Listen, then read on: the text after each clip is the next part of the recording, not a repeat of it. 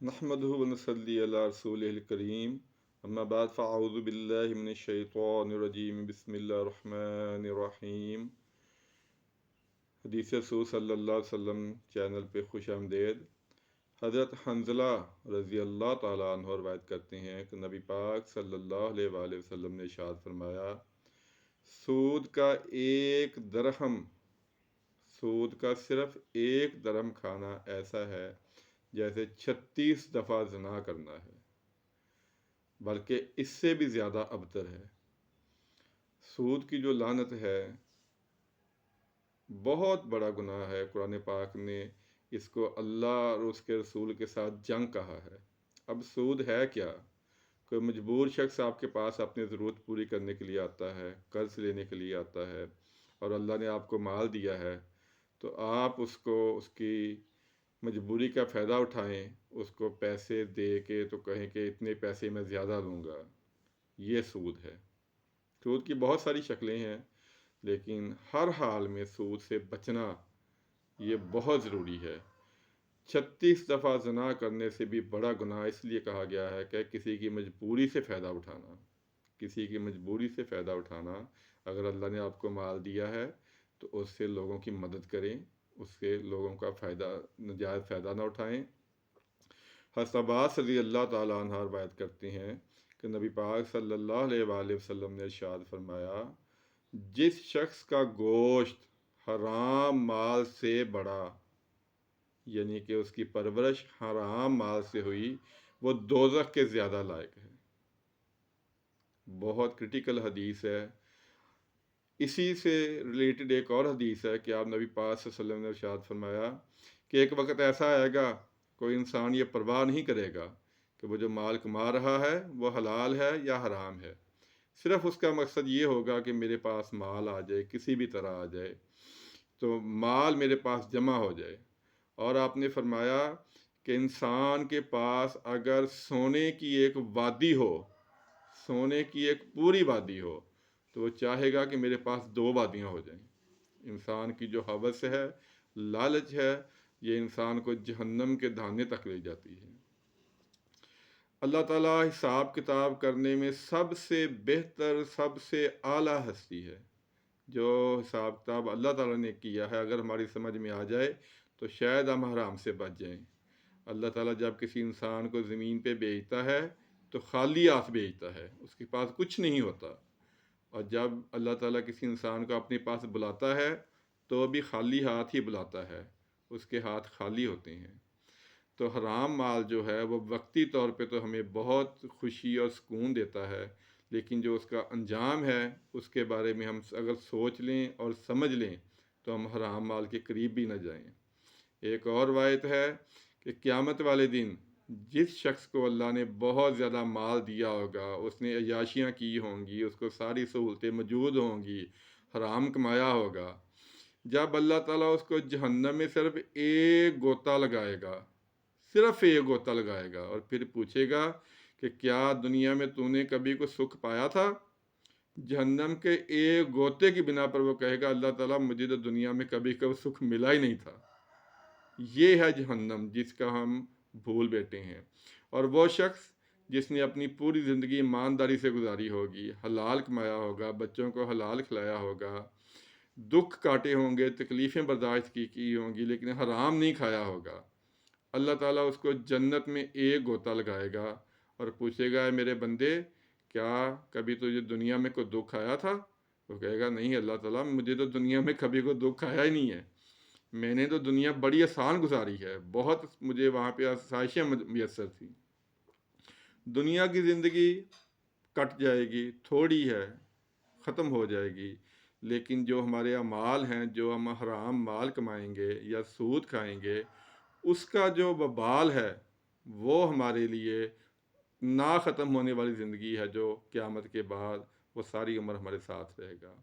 और हमारा जो माल हम हराम से जमा करते हैं, सांप की शक्ल में आएगा और हमारे पीछे पीछे भागेगा और कहेगा, मैं वो तेरा ख़जाना हूँ जो तू जमा किया करता था।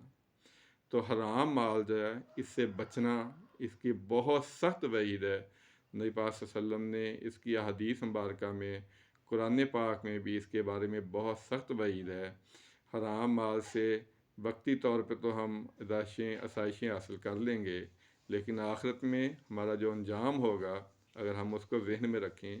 اسی سلسلے میں ایک اور روایت ہے کہ آپ نے حاجی کے بارے میں بتایا تھا کہ جس کے بال پر کندہ ہے، اس کا لباس پھٹا ہوا ہے، بال بکھرے ہوئے ہیں اور رو رو کے دعائیں کر رہا ہے اللہ سے، لیکن آپ نے فرمایا اس کی دعا کس طرح قبول ہو سکتی ہے جب اس کا کھانا حرام، اس کا لباس حرام، اس کی ہر چیز حرام، حرام پیسے سے جو نیکی کی جاتی ہے وہ قبول نہیں ہوتی۔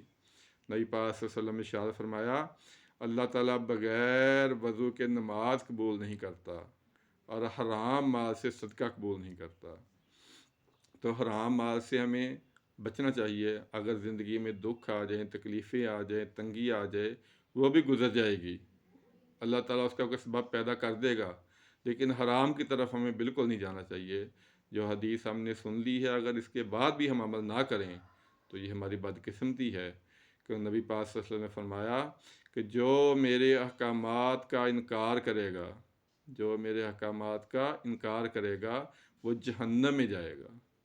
جو سرکشی کرے گا، سرکشی کا کیا مطلب ہے کہ ہمیں نبی پاک کی حدیث پہنچ چکی ہے اور ہم اس کے بعد بھی اس پر عمل نہ کریں تو یہ سرکشی ہے۔